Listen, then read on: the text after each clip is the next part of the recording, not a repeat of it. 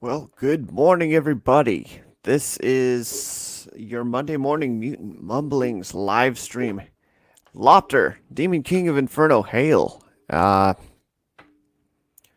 This is an interesting day because I woke up to some news this morning, and let's see if I can share it here. Hold on.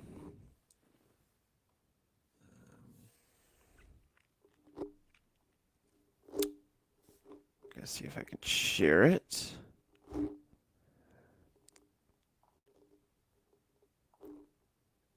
There we go.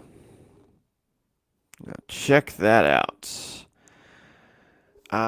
So what we are looking at is Brie Larson and Samuel L. Jackson, and the scoop coming from one Mikey Sutton.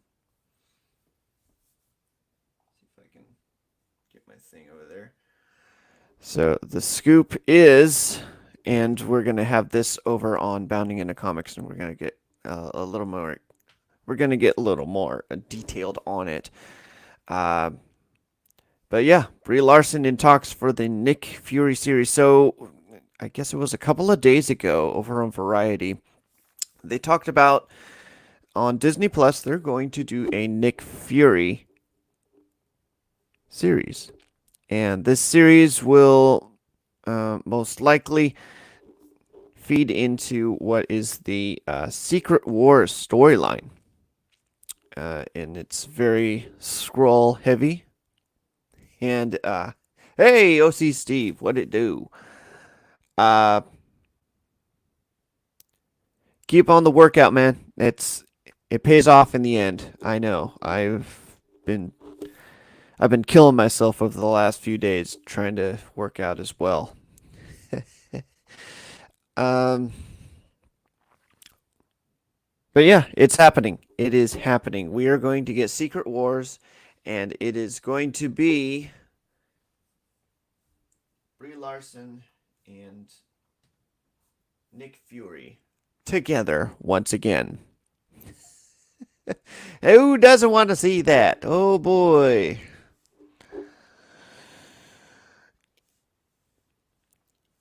And we're eventually going to get Veranke at some point with this. If everything we've been following with the Scoopers actually happens, we're going to see Veranke show up, the Queen of the Scrolls, and other reports have been saying that this faction of the Scrolls will be more like the comic book versions, very,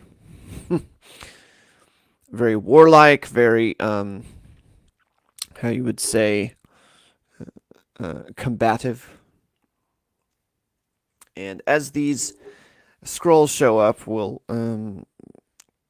it'll put Captain Marvel back in form, fighting against Skrulls. Now, it's an interesting thing where Ferengi is going to be a powerful female fighting against Captain Marvel, a powerful female. And it's all this Nick Fury series is supposedly going to set things up for Captain Marvel 2. And this is what these shows are going to be doing now. It's going to be setting up for the big film um, event, which, yeah, see, Steve, like they are in the comics. I can't remember where I read it. I should have had it up in up in the queue. But there was a quote from an executive saying that, and I think it might have been Feige, but they were talking about the scrolls and how people were kind of disappointed that the scrolls weren't the scrolls from the comic books.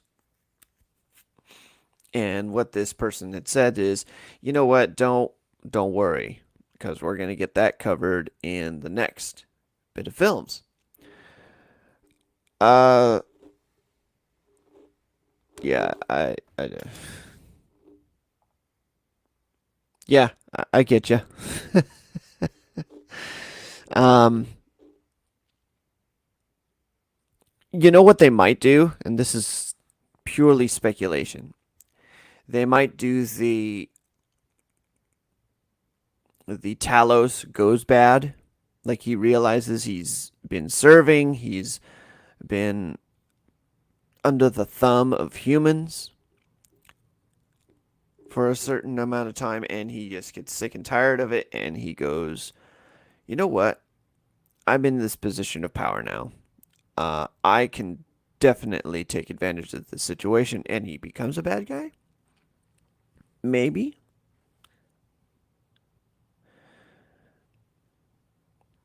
If they go that route, then maybe I'll be fine with it. Maybe I'll be fine with it. Um, but how does this connect? How does this connect with the X-Men? Veranke, the queen of the Skrulls. Back in the days of Dark Phoenix and during its production, there were rumors that Jessica Chastain, the main antagonist for the Dark Phoenix movie, was actually going to be Veranke, the Queen of the Skrulls.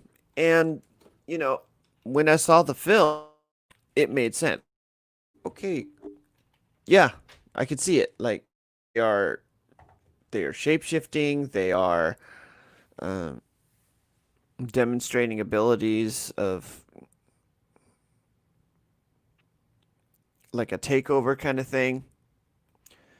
But when they made them the broccoli people, and this is how important the broccoli people were to the storyline of the comic books. I forgot the name of the freaking race. But when they made it the broccoli people instead of the Skrulls, it all started to make sense. The puzzle pieces started being put together because there were reports that Kevin Feige had visited the set and the production of the Dark Phoenix movie.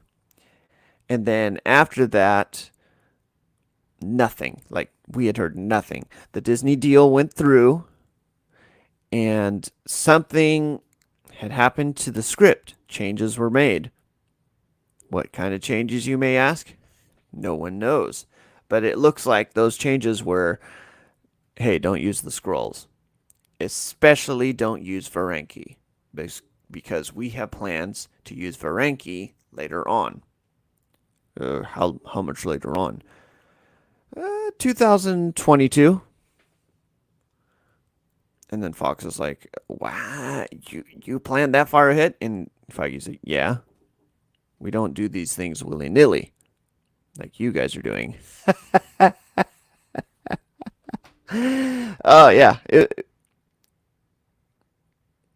yeah, the Katati, freaking broccoli people, the ones that look like broccoli. Um,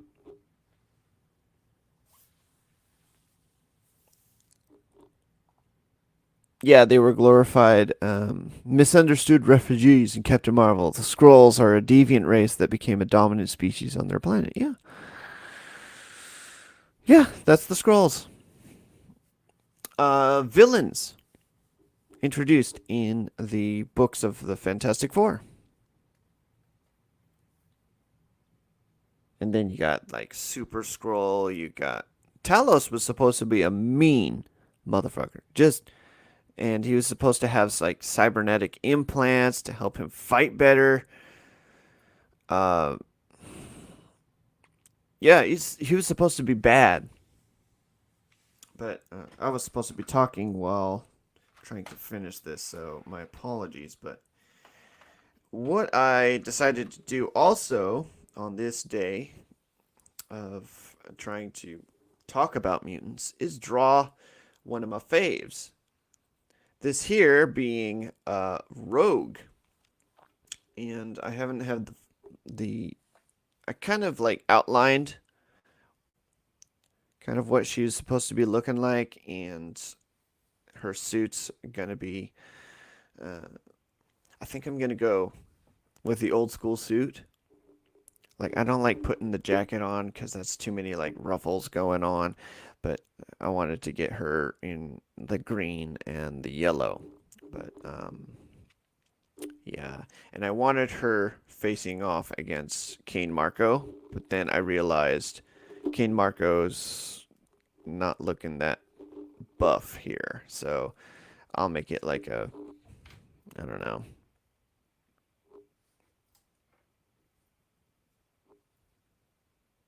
Who should I make it into?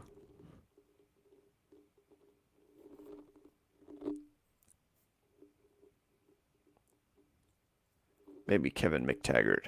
Yeah, I could do that. Uh yeah, the Kotati. That's the name of the broccoli people that eventually took over that role. And how that fit in, how that contributed to the failure of the Dark Phoenix. So, I'm not saying that the Dark Phoenix would have been a good movie if they had incorporated the skulls. I am not saying that at all. But it would have been a little bit more interesting of a movie to see what they do with incorporating like real significant characters of the comic books. Because as you saw with the Katati, they didn't really do shit with them. They just oh my, it was a train wreck. Which is funny because there was a train wreck in the film. Oh gosh. Anyway, um yeah, and here's the thing. From day 1, someone should have gone up to Simon Kinberg and said, "Why are you doing Dark Phoenix, dude? Why are you doing that film? You should have been doing the Phoenix Saga. You should have been doing a proper introduction of this character." Now, I like that they went up to space. I like the fact that the origins of the Phoenix went up and were. I didn't like that it didn't fit in with what they were doing with um, X-Men Apocalypse at the end of that film, where they were trying to do the thing of, oh yeah, it's this force that's within her. They're trying to do that shit again. I didn't like that, but I did appreciate the fact that they were like retconning it and making it an entity from space. Uh, I don't even think they called it the Phoenix. If I'm trying to remember the movie, um, but yeah, we should have this piece up sometime later today. I just published it, or I just submitted it for publishing. John should have it up on the Bounding into Comics website, so go check it out over there and see what we've, at least what I've pulled from it. You know what? There was actually a tweet by some dude back in 2018 when rumors of the Nick Fury television show on Disney Plus was happening, and he summarily dismissed it. Like, and then every scooper that was reporting it, he told them he flat out said that they were unreliable. Hail, Deviant Porg, how's it going? Um, I'm watching Cobra Kai. I'm at episode 7. Damn, no money, but real writers. They did far better than Hollywood does with hundreds of millions of dollars. Damn. Here's what I'm thinking, dude. These guys that get paid just tons and tons of money. It's just like,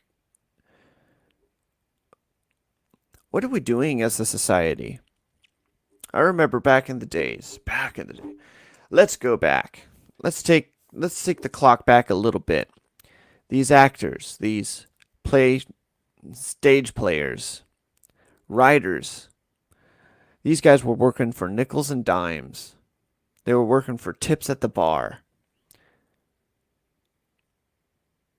They were doing stage plays, they were doing Shakespeare, memorizing lines, and their pay was meager. They often had that as a secondary passion project, side job. They dressed up in costumes that were homemade. They made their way in this world doing trades as their main source of income. These were These were people that ran stores. These were people that were bookkeepers. These were, people who were regular parts of society. And now we've elevated them to levels above and beyond anything we could ever achieve monetarily. Salaries and endorsements and things that we, at our levels, would never even dream of.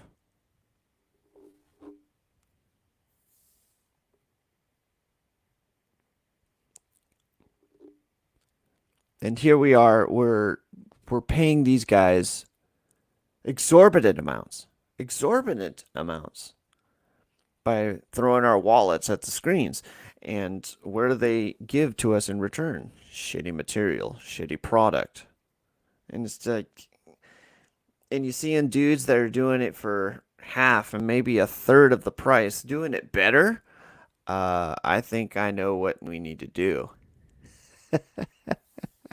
I think we need to vote for with our wallets, guys. But um, LA Comic Con trying to have their event in mid December. Yeah, I saw that. It was Steve. They're running a risk of losing venues and losing money for the city because um, their cons can't happen. Dude, I know San Diego's hurting. Their big event, their big yearly event, gone, canceled. That can't bode well for the city. And then on top of that, they got the Padres, they got the Chargers. I mean, and then they can't have audiences for either of those events. What the hell, dude? It's all up in the air now. This whole year is up in the air for all those industries. Hollywood, freaking sports, freaking everything. Everything is up in the air. Um, did you see that thing with LeBron versus the Denver Nuggets the other night? Someone kind of got his elbow a little too close to his face, and then he did the classic soccer reaction. The only reason I'm talking about that is as I was working, I saw that, and it's freaking. I saw his flip back, and I'm like, oh my gosh, this is a classic soccer move right here. Makani, hail! Yeah. So let me read here. No worries. The pro pop culture shills, aka nerds like us, will be there to milk the crap out of this event and create tourist traps for geeks jonesing for a nerd's fix.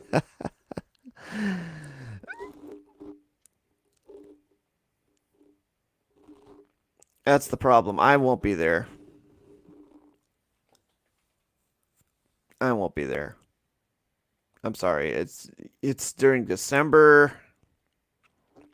Everyone's going to be ramping up, trying to get out of town. Trying. I don't know if we'll be able to get out of town. Who knows what this pandemic will do? Yeah, the effects of the pandemic. I hope they'll have to wake up. Ah. But yeah, it's an interesting time to be alive. You get to learn a lot about people, and I am learning a lot about everything going on. I so yeah, in celebration of my favorite franchise, I decided why not draw Rogue, my, the best girl out of the mutants, in my opinion. I mean, a close runner up. Who would be a close runner up? There's just so many. I remember back in the day in it was Mark Texera in the issue of Wolverine, um, and it was the last issue where Silver I guess Silver Fox was alive, another love interest of Wolverine, and they had somehow gotten the team of Weapon X together. So it was Wolverine, Sabretooth, uh, Maverick, and freaking Silver Fox. They were all together investigating this thing. Silver Fox dies in this issue. Um, but the way that Mark Texeira drew Wolverine and Sabretooth just so realistically, freakishly. Um, I was stunned by his artwork. I don't know what he's doing now. I haven't checked up, but he's definitely not a blue check mark. He's kept low for the most part, um, which is, a lot of these classic artists and creators, a lot of them just, it's like time has forgotten them. They don't have the blue check marks like all these freaking newbies have. And it's like the newbies did not deserve it. Ugh. The newbies did not deserve their blue check marks. It's like that old meme where ATB, classic DJ, uh, only has so many followers versus one of the newer DJs who has like gobs and gobs of followers. I think it was like what King Leg Cramp James. I will still hockey and New Japan Pro Wrestling. Yeah. LeBron.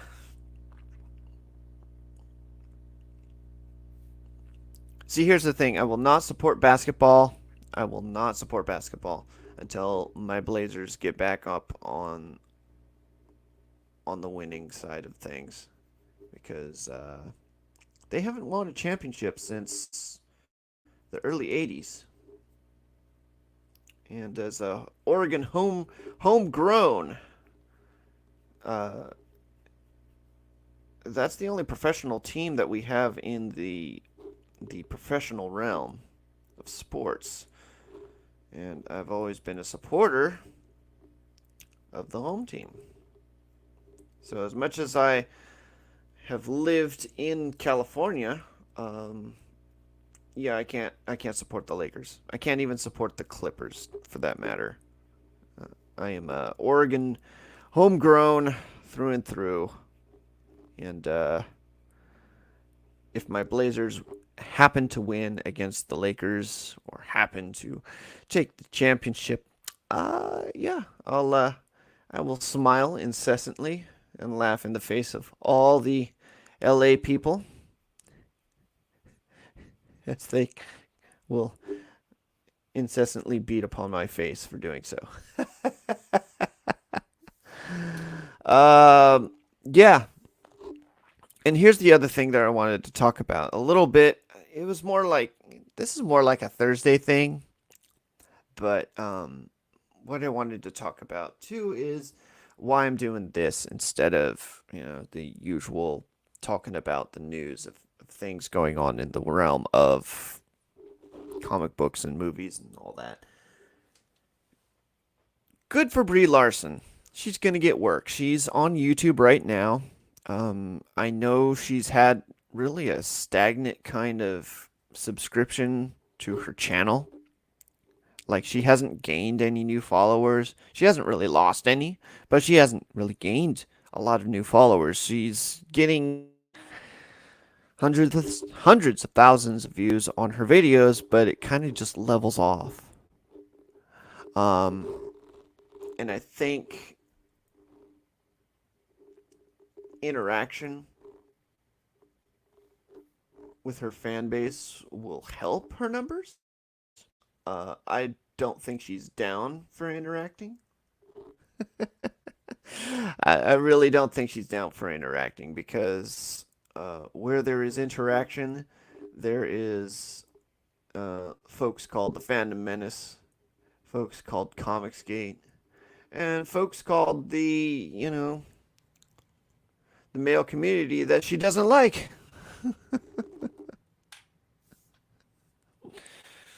Um, the male community she doesn't like going to the theaters and telling her how movies should be, which is like the 40-year-old white dudes. Uh, yeah. So 40-year-old white dudes shouldn't be telling her how things are. Okay, cool. Then we won't see your movie. Don't complain when we don't see your movie. Don't complain in the same sense.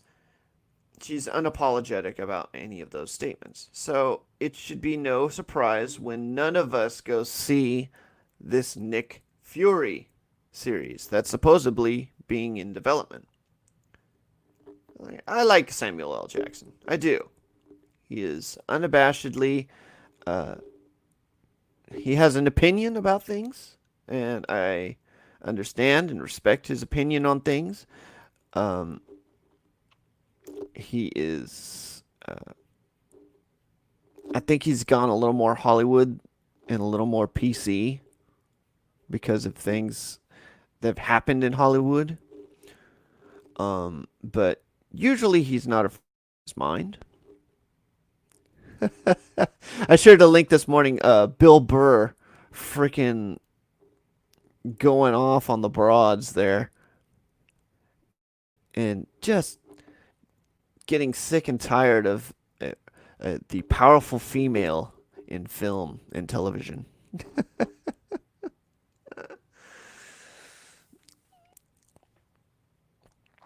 See, here's the thing about Captain Marvel that a lot of people under that me and John really came to an agreement on about what Captain Marvel was. Captain Marvel was supposed to be this big tentpole film that was the beginning of feminism, or a really big step in the direction of feminism. You see the film, there are elements of it.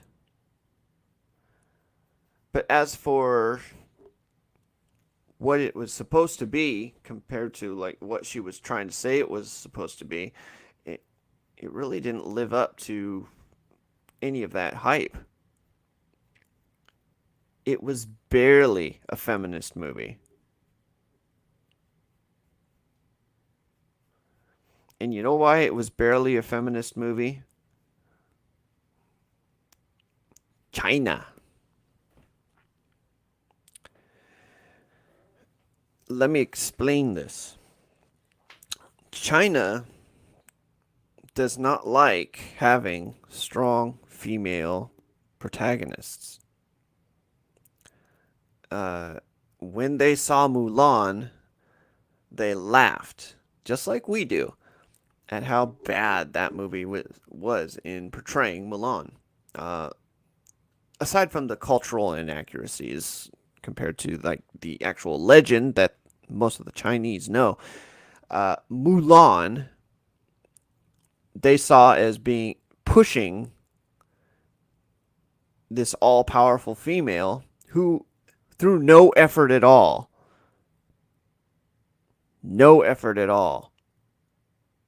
was was this big savior of the village. Um, yeah, so Captain Marvel, in the same way, no effort, no struggle, very powerful. And it was just, she needed to unleash the shackles of the patriarchy that was holding her down. But even though it was more symbol, and you had to really dig in order to find that out. But for the surface of it, it was like, okay, what? It's just a story. It kind of sucks. It kind of sucks. That's the most you could get out of the film. It kind of sucks. I would put it down there with Thor: The Dark World. I'd even put it below Thor: The Dark World because it just wasn't entertaining. It was not entertaining. It was not fun. It was not. Uh, it didn't have the energy of a regular Marvel film that we've seen in other Marvel films. Obviously, like Iron Man, freaking Iron Man, the first one. It was fun. It had a certain energy to it that it kept you going through the film. It had a badassery to it. Genuine badassery to it. Especially when he came out of the cave and just started torching everybody. That that that right there is how you do protagonist. Um she shot a spaceship and got superpowers. Whole movie summed up in one sentence. Yeah. Whole movies in one sentence. Now that's the thing. They saw that before um, Endgame. They put that in right before Endgame, so people saw the movie because it was right before Endgame. They put the little teaser at the end of Infinity War when Nick Fury made the call. It's like right before he faded off into dust.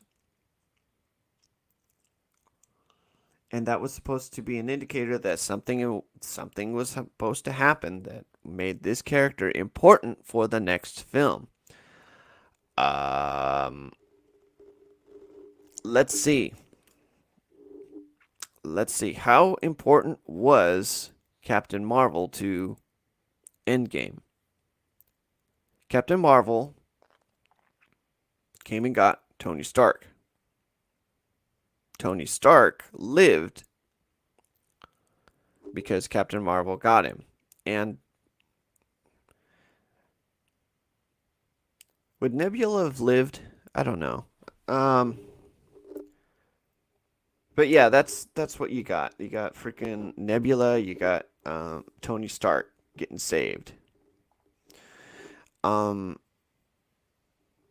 Other than that, she shot a ship that was kind of raining a bunch of fire down on the surface of the planet. She wrecked that up pretty well. She showed up for the woman power A Force kind of teaser. But other than that, was her part really necessary? Could that part have been filled out by another character? And I say yes. Yes. Why? There are other characters who could have taken down that ship. It would have taken a little longer, maybe. As you know, that Valkyrie was also flying in the air at that time. See, they hadn't introduced Nova. Um, See, that's the problem. They hadn't introduced these characters, so we're just gonna go off the characters that they had in the movie at the time. Shit. Who else has the power to bust up a ship? Scarlet Witch. Scarlet Witch has the power to bust up a ship. She was busy protecting herself from the fire raining down. And Doctor Strange, oh my gosh. Doctor Strange and all the wizards at that point, completely useless. Strange was holding back a waterfront. What was Wong doing?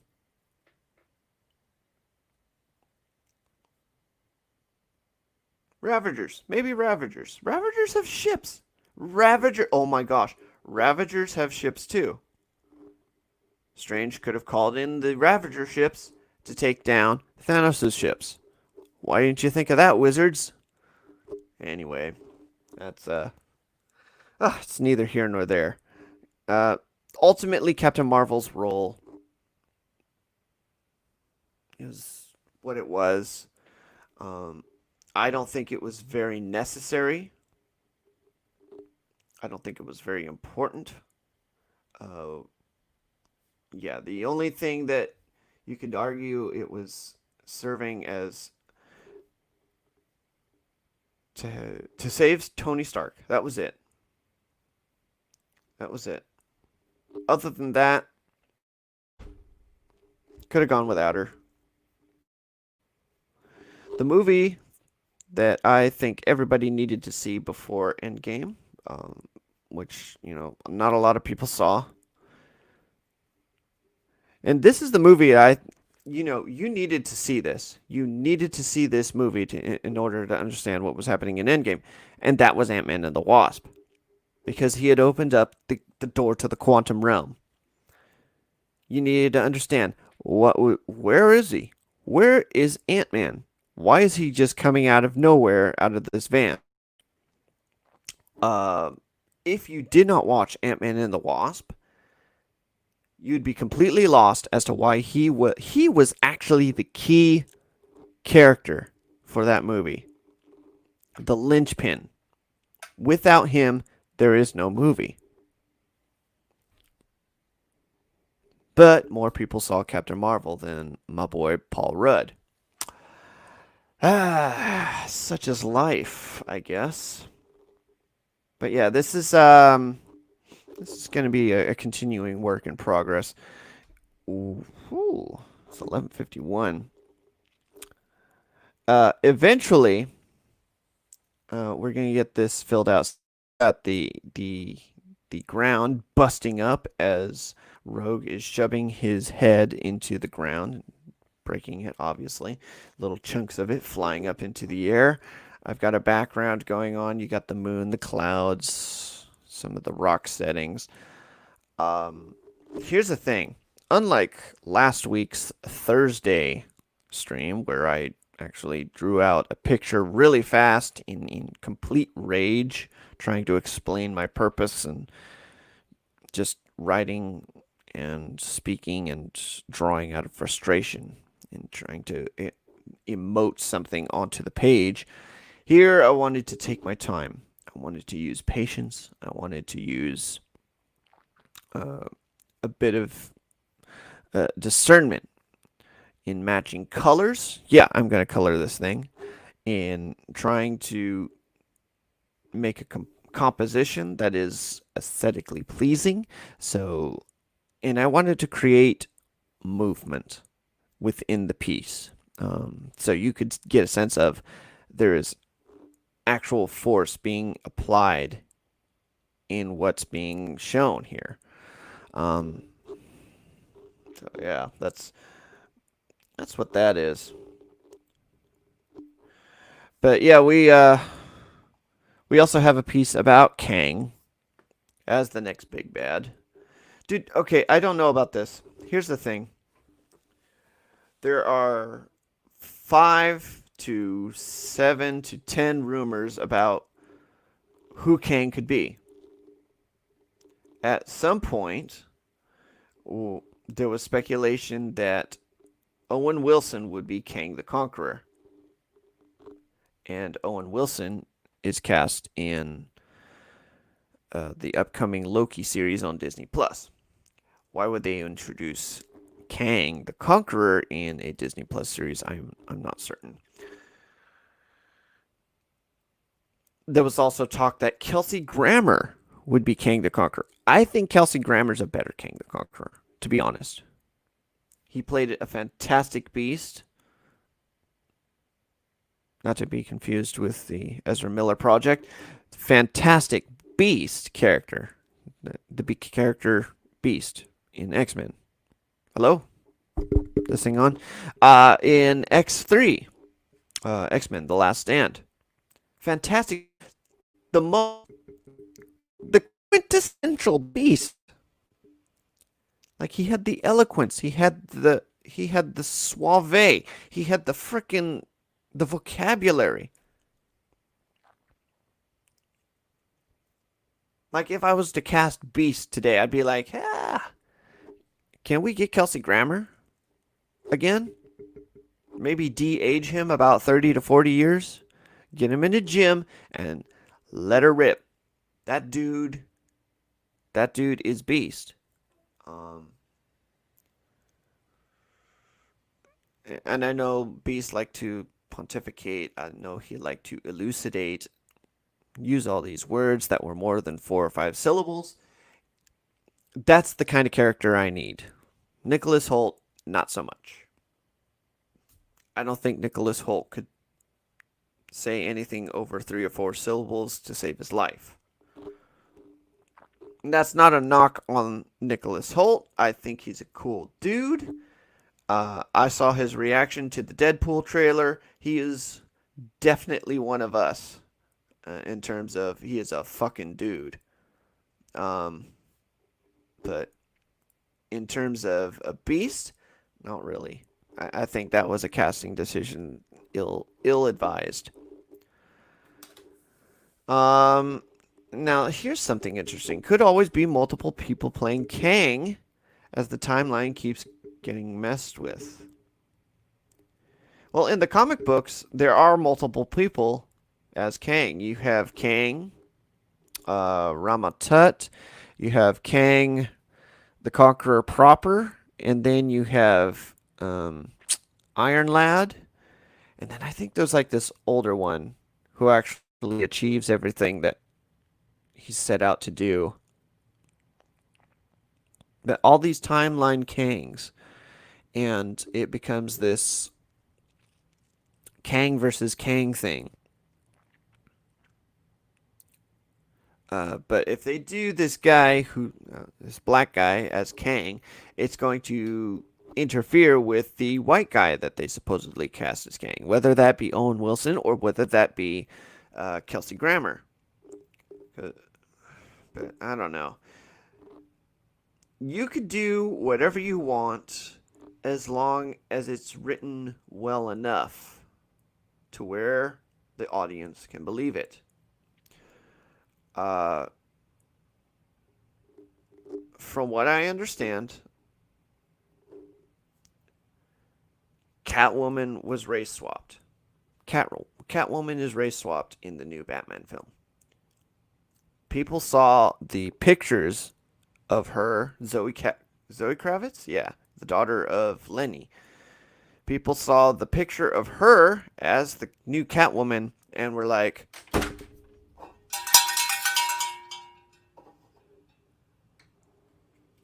there were no complaints. This is what I'm saying. So the race swap didn't really matter. It just ring the bell.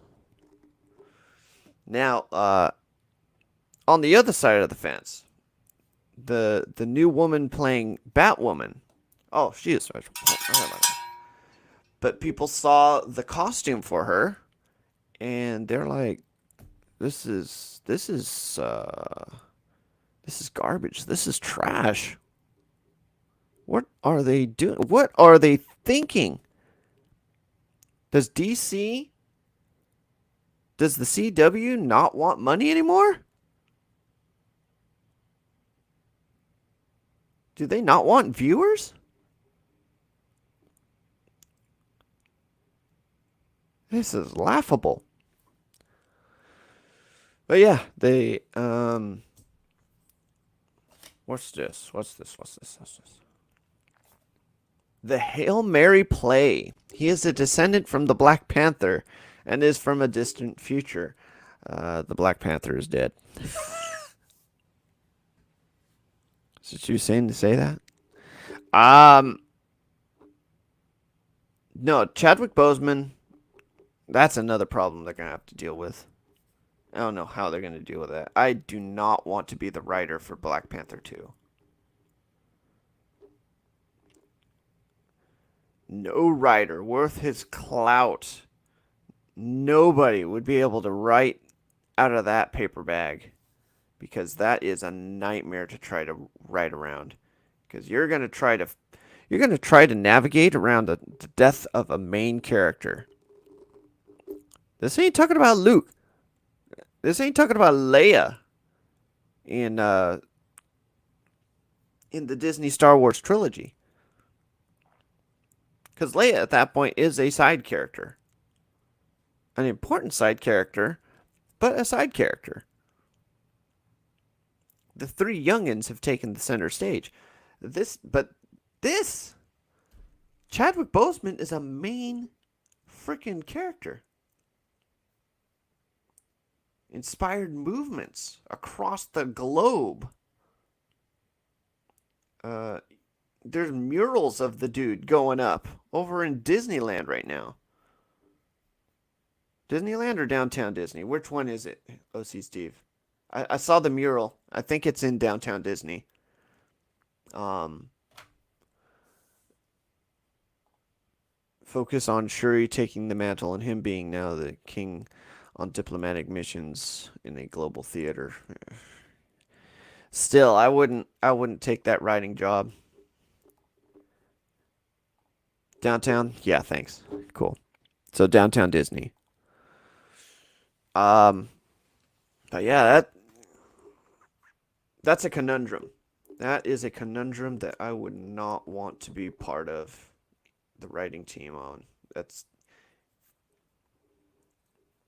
because you're gonna get pissed off fans either way. You're gonna have two kinds of fans. You're gonna have the fans that are pissed off because you didn't do honor to the character, and then you're gonna have the fans who are pissed off because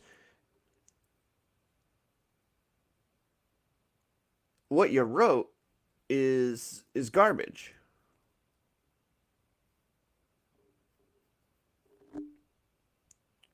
You might even have a third group who wanted to see a CG freaking Chadwick Boseman on screen one last time. But if you do that, then you run the risk of another crowd being like, "Why'd you put him on screen?" And then another crowd will be like, "If you do it horribly, like Disney has been doing it horribly, um, the CG renderings of characters, just go look at the Grand Moff Tarkin and Rogue One. It has not been doing well in that department. Like if they have a character model, if they have a dude there, I'm trying to think. In Civil War, you have this young version of Tony Stark on screen, and Tony Stark is like how old? It's like Weird Science Robert Downey Jr. Weird Science Robert Downey Jr. Just young. And what'll, the technology was flawless, but it was only for a short scene. Imagine doing like 10, 20-minute scenes with that character. It doesn't work. It doesn't work. The other thing you could do, nah, you get a lot of arguments then too. Because I was thinking maybe do the character um, of the Black Panther on missions and then reveal like a CG face for like 2 or 3 seconds, but then it's like the stunt coordinator or the stunt guy in the suit. And it's weird because I know there's a clause where it's like they have to show their face for more than some amount of seconds on screen. That's why you see Robert Downey Jr. Um, less in the suit. Like he takes his helmet off more and more often as movies start to progress. So he's in the suit and he's out of the mask. Not a lot of times in the first Iron Man. Like you see the behind the heads up display on the inside, but then on the outside you don't see his face. Um, in other films going forward, you see more of him in the suit, but he has his helmet off. And I think that was like a brand recognition clause in their in their contracts where it's like, hey, I've got to be identified as this character, so I need to have my helmet off, but in the suit. And that's why you see like Spider-Man take off his mask a lot of times. Also, Toby Maguire, surprisingly, and yeah.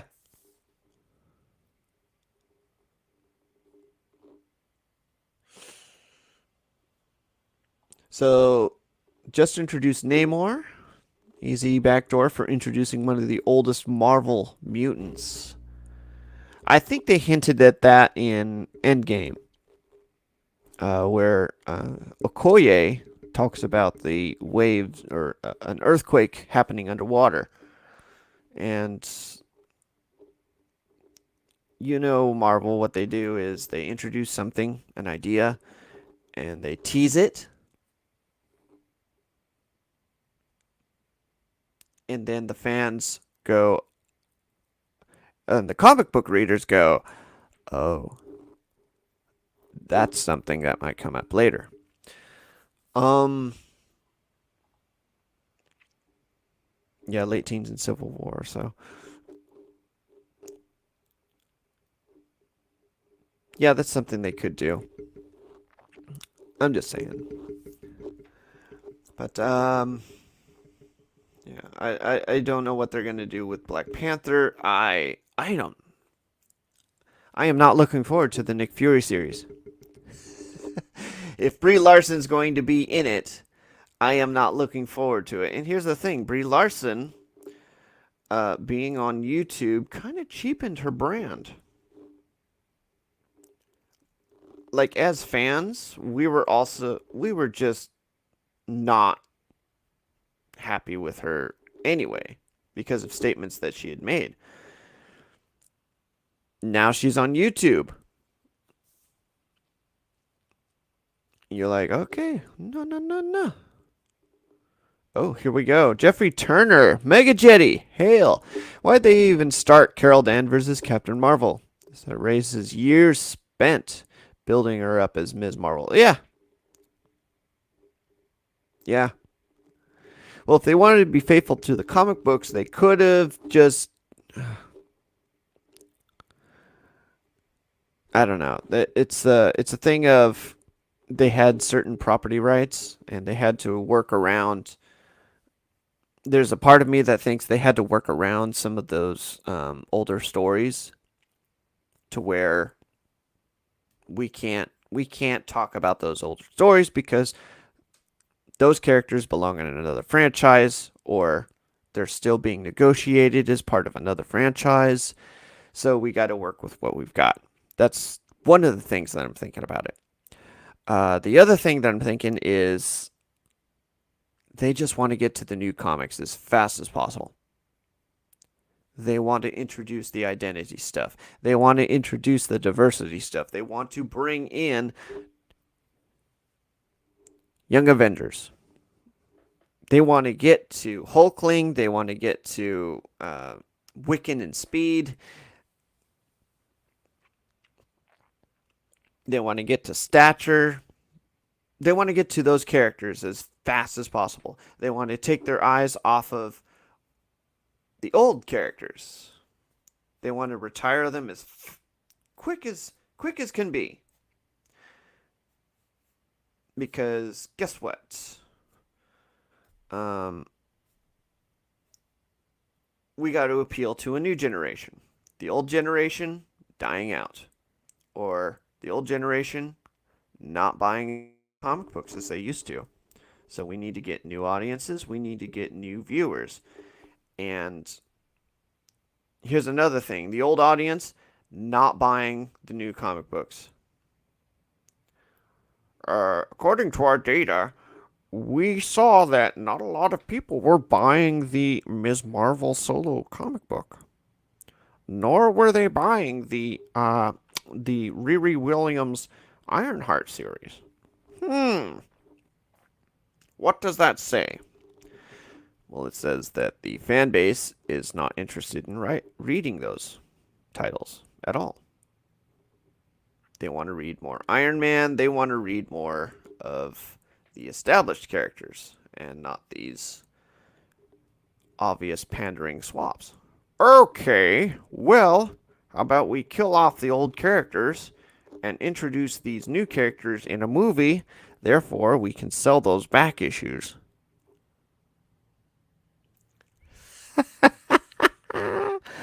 Ah. And as I mentioned before, we need Ms. Marvel Carol versus Captain Marvel Carol Skrull and have Ms. Marvel Carol win and reclaim our identity, rejecting the Captain mantle. I think they're going to do the Captain Marvel versus a Skrull. I think they're going to do that with the Veranke thing. They're going to introduce Veranke in the Nick Fury series. And after they introduce Veranke, so what they'll do, oh boy, here's where we get into the slippery slope of speculation. And I might do, it's been a while since I've done a rumors and speculation video, and it's just time consuming doing a lot of those editings. But what I think they're going to do, they're going to introduce Veranke at the end of the series. Like if they do a 6-episode run of the Nick Fury series, guess what? It's going to be the main villain that's going to be introduced, I think, is Super Skrull.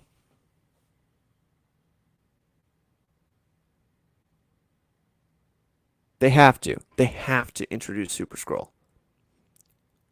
It's been too long. And what a way to grab people. Just like, wait, he's not showing up in Fantastic Four. They're gonna make him here. Oh shit, we've got to see this Nick Fury series because he's gonna go up against Super Skrull.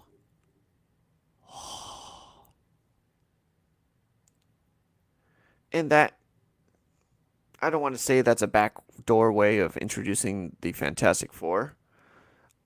Maybe they could mention something.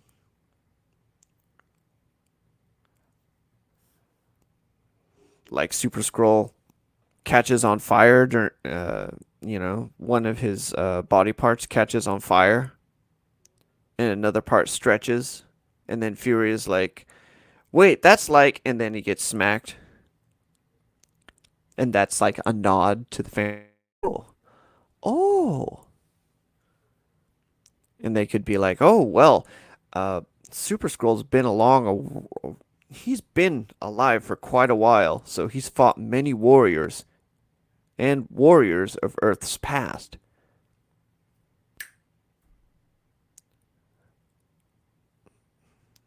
Heroes from Earth's past. Introduce Fantastic Four. Yeah.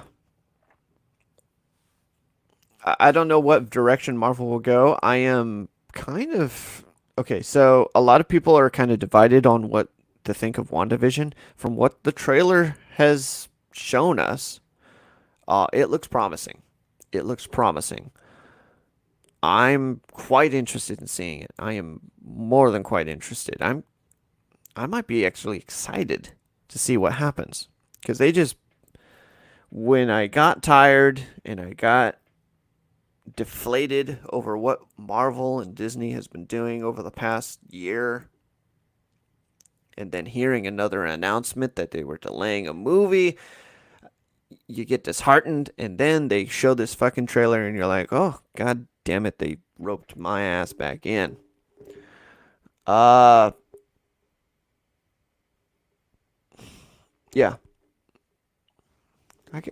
I realize I go through a lot of subject here, and I'm probably just disconnected with all of it.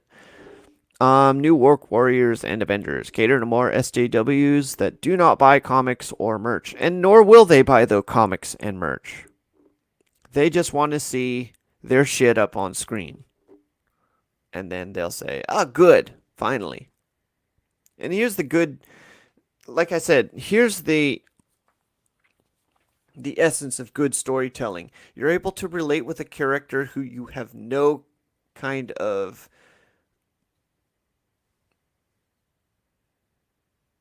stupid gender or race or religion or any of that. You're able to relate to them despite not having any of those kinds of connections with them. I can relate to Miles Morales and his struggle just as much as I can relate to maybe Thor and his struggles.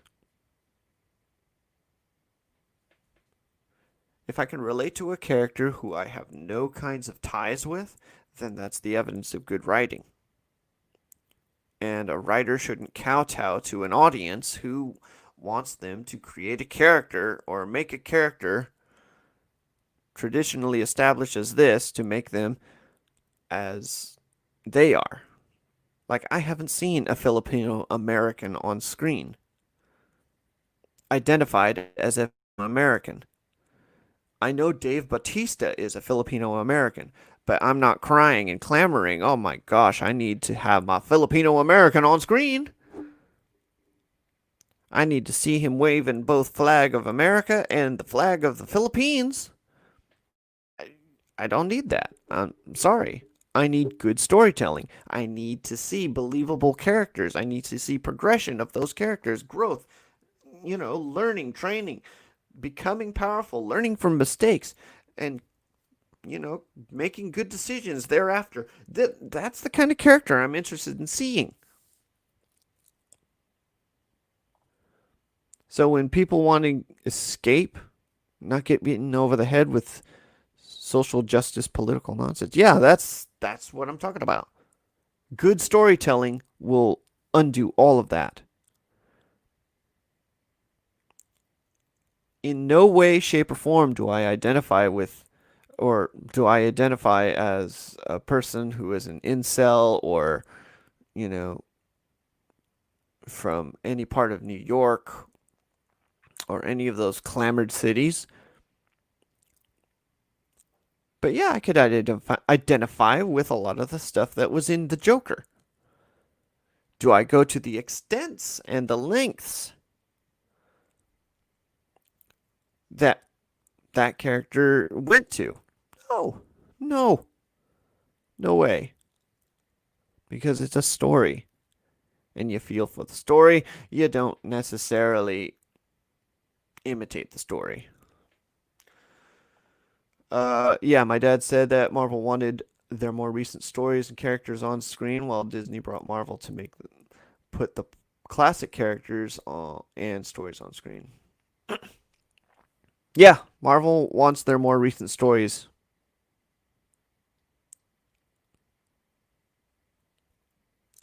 Why? Because unfortunately, and I think this is a reality that they have to face, is their characters, unlike the comic characters, age. They might have cast perfect Tony Stark in Robert Downey Jr., but that dude was like 40 when he started the role. Shit, Chadwick Boseman was like 39 when he was cast as Black Panther for Civil War.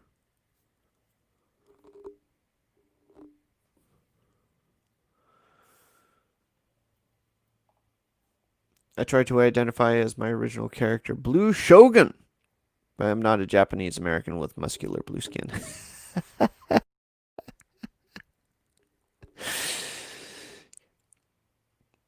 Yeah, it's like, here's the thing. Here's the thing too. The Hollywood bending the knee thing. It's like these guys have for years they cast based off of. No, let me remove this. They cast based off of who has the talent, who has kind of a look that we're looking for. They never they didn't focus on the race of the person. They didn't focus on like these little fucking nuances. I heard that Keanu Reeves was rumored to be cast for Moon Knight. I don't know if that's true. You can go look up the story on Bounding into Comics, see what I'm talking about. Shout out to Bounding into Comics. But here's the thing. I don't think he's Jewish. I really don't. I don't think he's has a Jewish heritage. I think he's Asian American. I have to look this up. Is Keanu Reeves Asian American?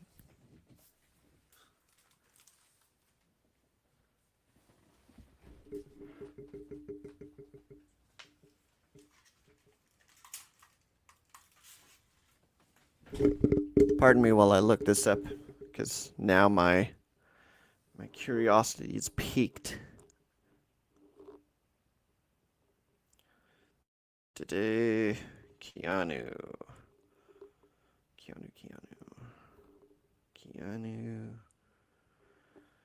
He's freaking Canadian. Born in Beirut. Growing up in Toronto. Okay, what the hell is he? Nationality is Canadian.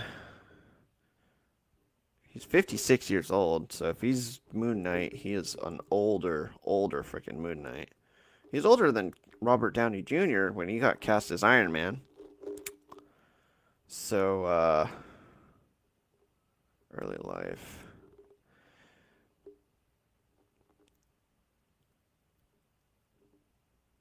Oh, okay. His father is from Hawaii and is of Chinese, English, Irish, Native Hawaiian, and Portuguese descent. Okay, so he's a mutt.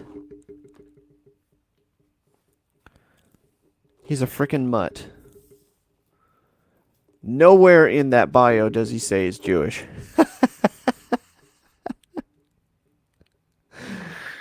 uh Okay, so yeah. Stoked for the animated Invincible animated series right now. MCU has gotten too woke in my mind. It's just not what it was when I was growing up. If I'm buying books, I'll support Comicsgate. Yeah.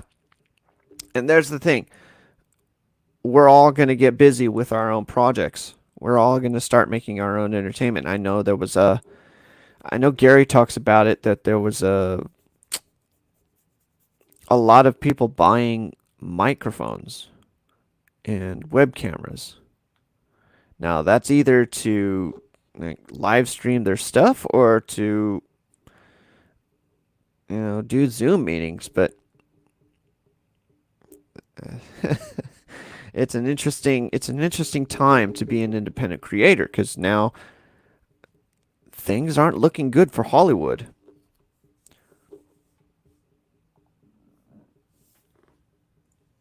Also, Marvel hates Mary Jane Watson.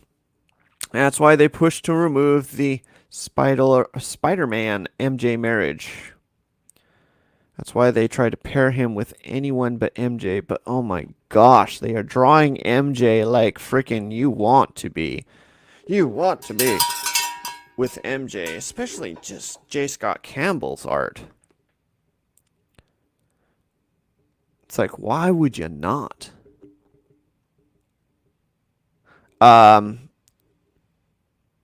know Dan Slott did the stupid dumb Silk thing, which oh gosh. I was reading through those pages because I hadn't read, and I just realized this is Dan Slott, number one. A guy who blocked me on Twitter because I work for a website that is critical of him. But outside of that, I've never written about Dan Slott. I've never been critical of him in the past. And probably he would have blocked me because I have viewpoints that are different from his own, as I've seen from many of his tweets. As he's said many various four-letter words against those who have different opinions than him. All right, Dan Slott. I guess I won't have your wisdom or knowledge in my daily discourse. But yeah, a lot of us are leaving the comic books. A lot of us are going to start our own things.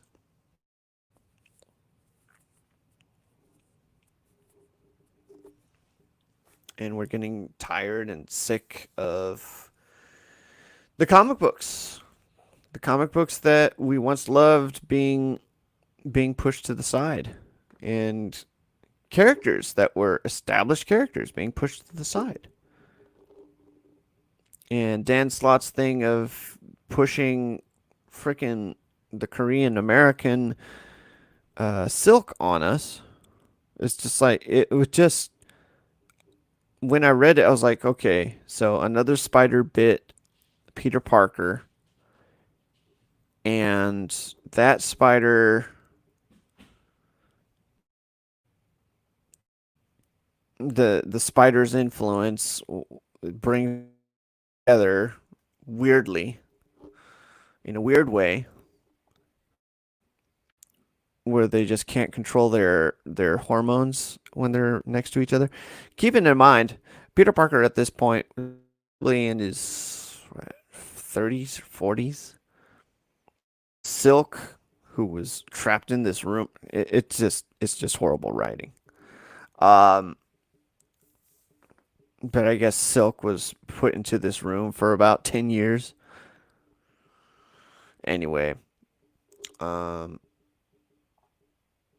I'm a little bit behind on these. The character is based on me being Caucasian American. I be fascinated with Japanese anime history. A lot of people are fascinated with Japanese anime because they're doing it right. They're doing the Japanese anime right. Our animation is going to Cal Arts. Thank you very much. That is America. Um, did you see the cover for Academy X? Way too many students on the cover, still using the same class of mutants from the early 2000s. So I was talking to somebody about the X of Sword, and from what I understand, everybody has a sword. That's the story. Wolverine, the man with swords, with stabby things built into his hands, has a sword. Now I know in the comic books there was a precedent where he had used the Muramasa blade. Um, and the Muramasa blade was used to kill Bloodscream because of an enchantment that was put on the blade during its creation, and it was handed down throughout family lines. It was used as a sword to kill immortals.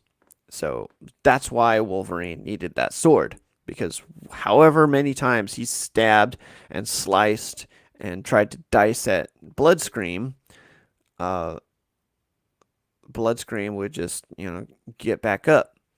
And Bloodscream believed Wolverine to be an immortal and would need to siphon off his blood to be cured of his bloodlust.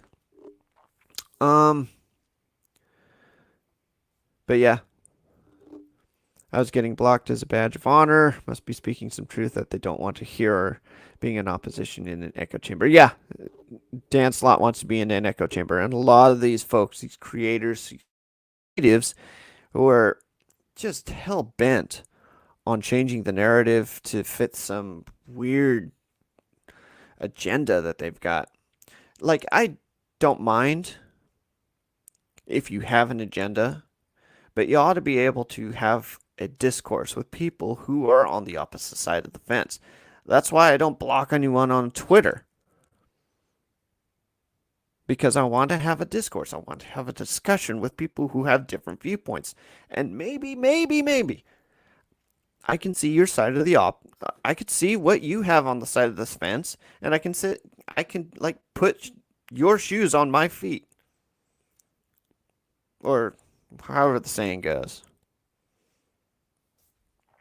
Empathy, you know, understanding somebody's situation. Now we live in America.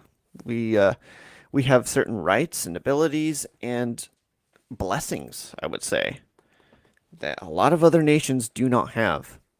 We have paid actors, we have paid writers, we have people who are paid to entertain us, and they are paid exorbitant amounts to do so. We offer them of our time and our effort and our energy, our monies, are put out so they might entertain us with the few precious moments that we have in our day. We give them money for this. Yes, we do. We buy their merchandise, we get their residuals, everything that they have to offer us, we buy. We contribute. We throw our money into the hat and they get extended lands, properties up in hills that we will never ever see. Uh and that's the problem.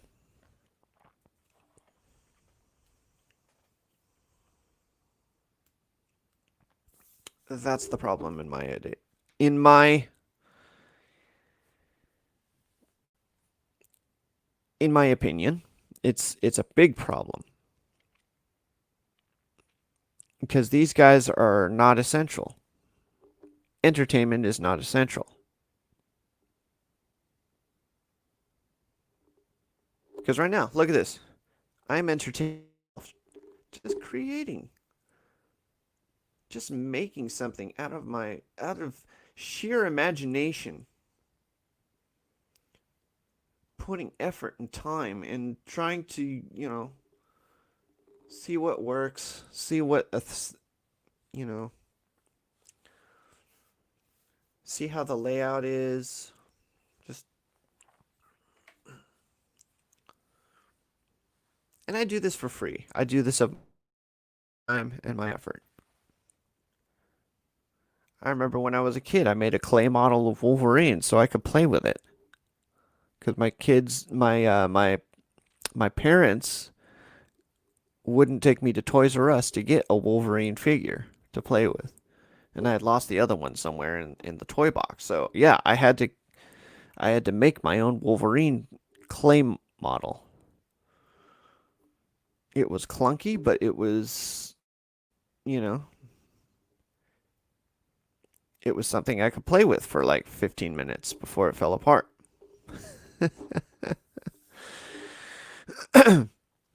But yeah, um,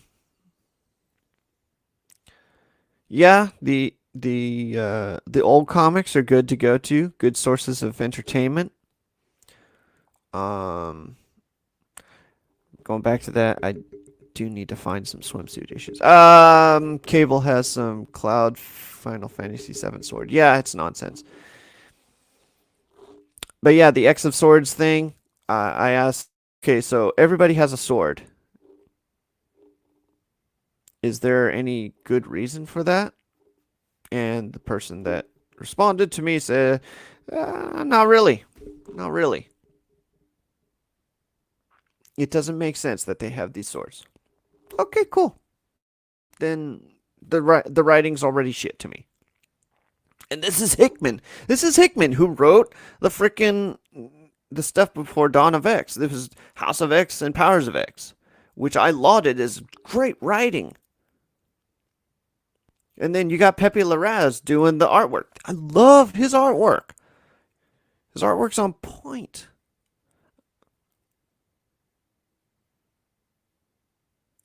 But you're just giving everyone swords because it looks cool? Okay, cool. But, you know, I'm a little bit older now. I need a reason for why they have swords. Is there a narrative reason why everybody has a sword? No, close quarter combat? When Cable has a fucking gun? A plasma rifle? Nah, I'm not buying it. Sorry. Yeah.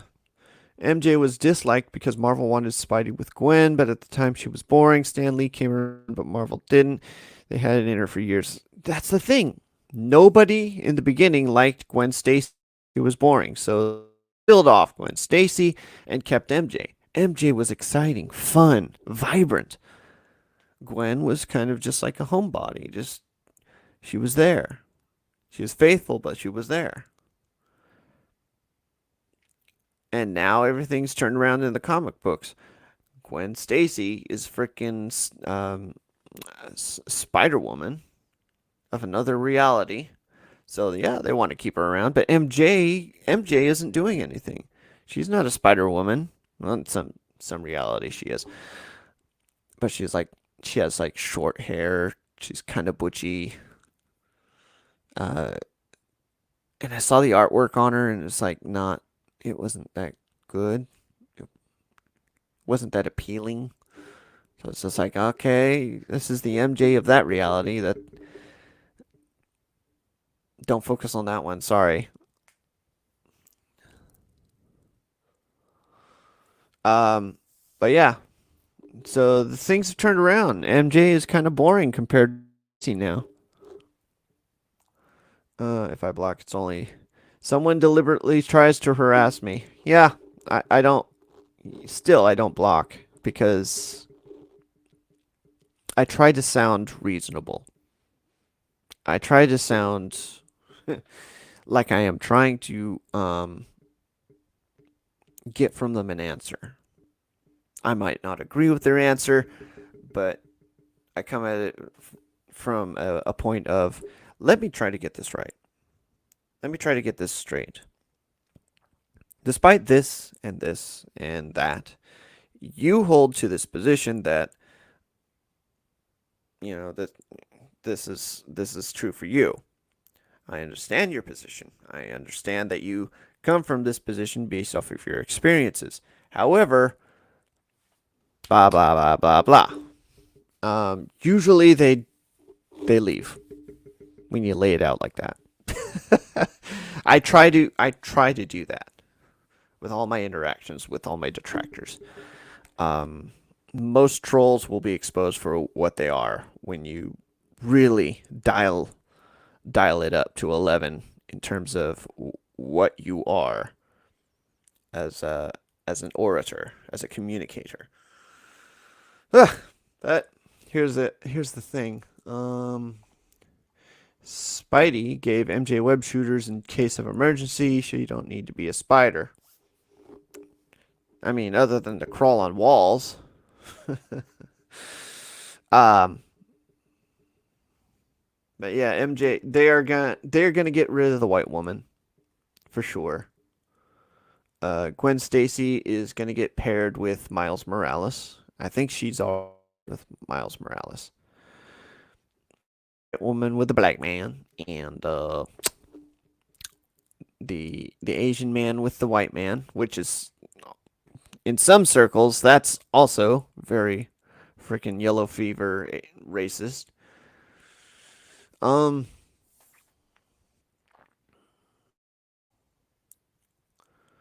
so I'm not sure. See, I don't follow Comicsgate closely, unfortunately. When I talk about independent media, I speak on a broad scale of we need to be doing something different. We need to be doing something for ourselves, something that our communities, Hollywood's Hollywood has all the money right now, but obviously they aren't doing anything good with it. So let's make our own entertainment and do something better. Uh, when when I, it's kind of like this is how do I say it? This is the messy part of politics, and it's also the messy part of um, structures of loosely fitted organizations. It's just like, okay, well, it's not really, it's not really my cup of tea. I would just stay out of it, you know. That's why you don't see a lot of me talking about political pieces on the Bounding into Comics website because it's not my cup of tea. I don't even like talking about politics on my Twitter. Like the last thing I talked about, I think I agreed with Tulsi Gabbard about something. I can't remember what I agreed with her about. Oh, the cuties thing. I agreed with Tulsi Gabbard. That's it. Outside of that, yeah, I don't get involved. I don't. And it's maybe because of the rebellious like anarchist spirit within me. Just I do not like that realm. I do not like it. It is filthy. It is disgusting. The hand dealing behind the scenes, and then you find out those aren't the guys who are running the country. The real ones, here we go, tinfoil hat time. The real ones running the country are the ones with all the money, all the money, all the fucking money. These leaders of these corporations who, at a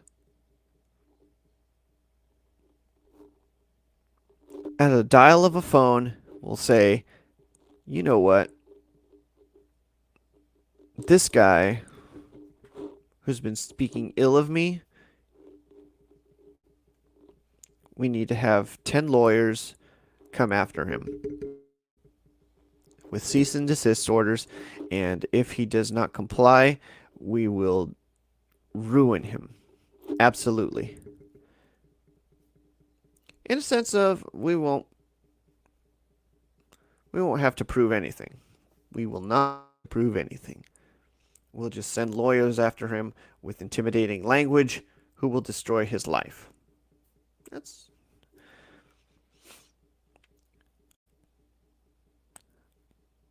And those lawyers will make in a day more than I have ever made or will ever make. Plus whatever my child will ever make. Yeah, corporations run the country. Politicians are just figureheads like the British royal family to give people the illusion of power. Yeah, the people who are running things are people you do not elect. The people you do not see, that you do not hear from, but you understand that they are running things behind the curtain. So that's why I don't get involved with politics. Because I know at the end of the day, the real ones running things are going to have to keep it running in order for them to stay in power, to have real power. That's why in 2010, when Barack Obama bailed out all these banks, you know why he bailed them out? Because if he did not, it would ruin the flow of power. Those big game runners, they came up to Barack Obama and said, you got to bail out these guys. Golden parachutes, whatever you want to call it. Bail these guys out. And it wasn't those guys specifically. It was those guys who had done business with these banks, these bankers. If he had not bailed them out, it would hurt their friends in high places. And people talking about, okay, all this stuff going on with politics right now. It's just the tip of the iceberg, dude. It's just the tip of the fucking iceberg. You're getting outraged about it now? I was outraged since 2010. Oh, jeez. And you're amazed? You're amazed when one of them's running the country, supposedly? They've been running this country for years, dude. Ah, but now, I swear I wouldn't talk about politics. Okay, who would be better running this country? Feudal Japanese shoguns or greedy corporations? Here's the thing. 2010 happened. And I was like, you know what? Maybe we do need a reset.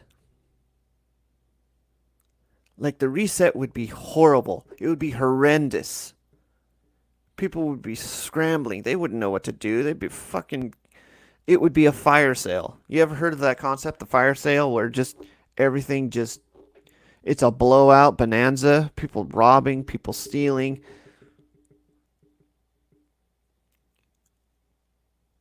But eventually, society would reset.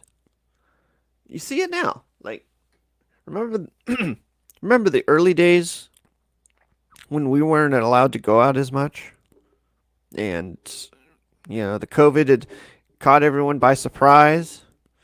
They wanted everyone to stay at home. So guess what? We bought our food. Some people became inventive, I would say. They created ways to grow their own food. They had these little ways of no longer depending on the system to give them their sustenance, their needs. They were growing carrots in their backyard, their vegetables, beans and sprouts and all that stuff. And then you're seeing other people who were doing these other things that just it was they were slowly like weaning themselves off of the system. You can see these guys now, they got like full blown gardens, and they don't need to go to the grocery store anymore. And that's the thing. It's just like, okay, I think society at some point in all of that wreck and chaos would just reset if Obama had not given in to those dirty bankers and those higher ups. But I don't know. It's politics. It's something I haven't researched fully, so take it for what it's worth. I'm just a nobody, um, spouting on hat conspiracies. Do I make sense? I don't know. I worked a 9 to 5, but eventually, what I want to be doing is creating our own thing, our own little corner where we're supporting a movement away from Hollywood, away from the traditional forms of entertainment, and we're going to take this stuff to you for free. If you want to donate to our cause, you want to contribute, chip in, help us to, keep putting this stuff out to you, then great, fantastic. We'll set something up. I'm trying to get that set up. But back in the old days where people of their own time were throwing up stage plays, were writing scripts, were acting and putting together costumes and props of their own effort, of their own time. They weren't paid billions and millions write the scenes of Shakespeare, but they did it for love of the art, love of the form. And so people who love the art, love the form, we gotta get to it and start making our own content. Shellback, hail!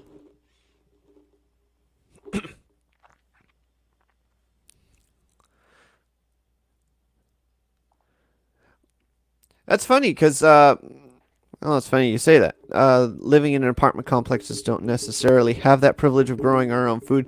There's some dudes who they got like buckets and put it in their apartment and grow. They were growing carrots out of their buckets in their apartments.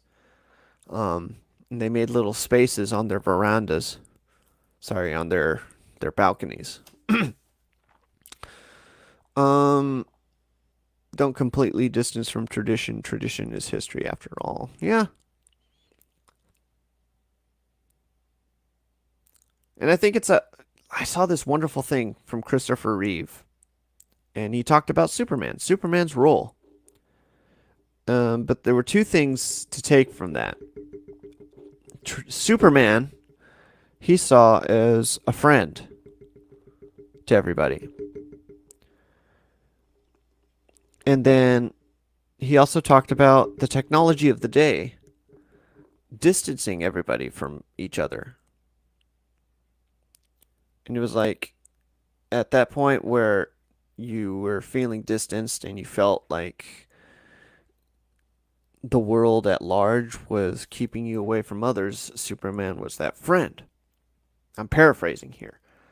But it's like, okay, cool. That's cool. It got to me. It's like, okay, well, what are we doing today? That this was in like the 80s. He was talking about this. Imagine today. God, we are so far away from each other.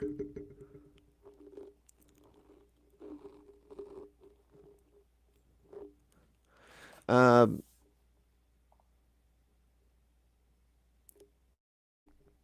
yeah, balcony doesn't get direct sunlight to support. Oh, that'd be cool,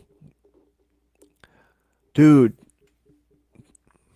I swear to you, the taste of a carrot that you grow on your own versus the carrot that you get from the grocery mart. I don't know. It is completely different. I don't know. It's like it's either like the time it was out of the ground or they do something to the chemicals in the ground or whatever. It's just like it is night and day.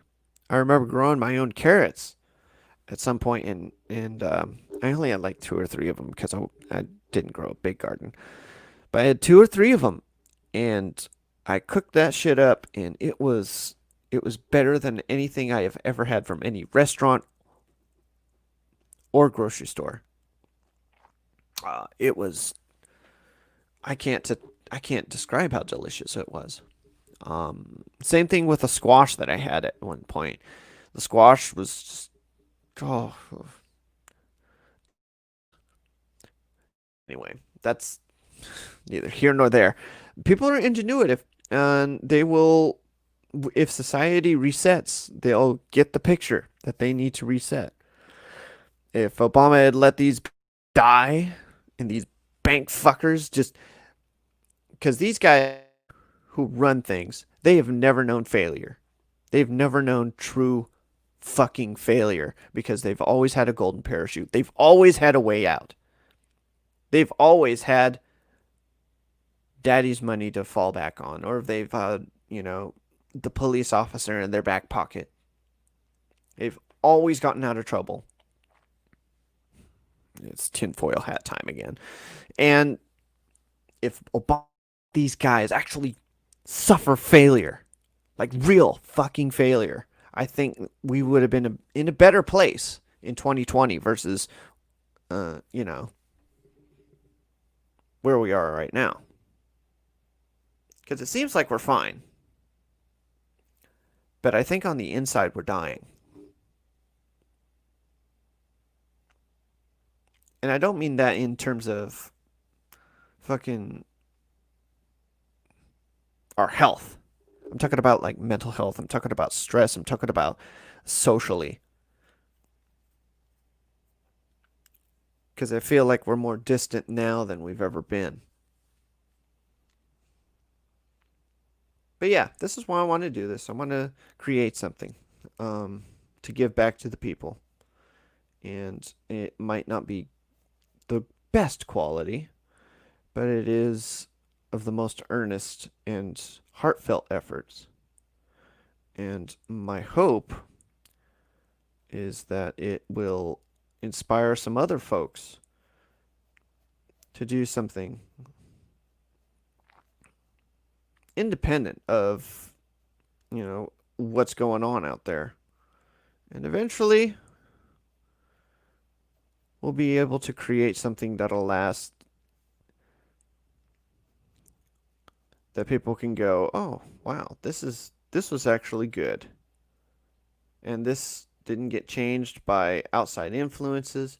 And here's the thing. It's like, okay, well then what the hell, dude? What the hell? What are we doing? Um, what are they doing over there? That you'll have a social justice warrior little pretender crowds come in and then try to influence this one as well. This little movement that we've got going on. And that'll be the mark of something great. That'll be a great day, you know? The crowds that said, we don't want you in our group. And then we go, okay, cool. Then we'll go do something else. And we do that something else. And now that crowd will be like, can we come in? Oh, dude, I don't give a fuck. Yeah, content on YouTube, we have to be paranoid whether. I don't care. Dude, I'm such a small channel, I don't give a fuck. You know? Um, there's some things that I'm not going to say because I obviously don't believe them. I tend to be a little more positive about my outlook on things. Uh, if I'm going tinfoil hat, I will expressly say I'm going tinfoil hat. I have no evidence. I have no clout. I have no research for anything that I am saying from here on in. And that's the thing. It's just like, because like, what do I know? What do I know? I'm just a guy who writes for a comic book website, and I have a general sense of what's going on in the adult industry. It's just like, okay, cool. That's what it is. But yeah, damn, I've been going on for a while. So yeah, I have probably gone way off topic of the Dark Phoenix, but thanks for joining me, guys. We'll end this broadcast, and Shellback, Jeffrey Turner, Makani. Who else was in here? OC Steve. Who else was in here? Going way up on the chat. Lopter, Demon King of Inferno. And way up here, Deviant Porg as well. Yeah, it's been a while. Thanks for joining me today, and then we will do this again this Thursday. I think I'm going to try to get this done because this kind of thing is therapeutic to me. I'm going to take a cue from try to do a lot of these pieces with a little more patience. We get some more detail into them. All right, guys, and again, thanks for joining me. I'm really thankful for every view here. It just means that I'm trying to put out stuff that you guys will enjoy. All right, take care, guys. Bye.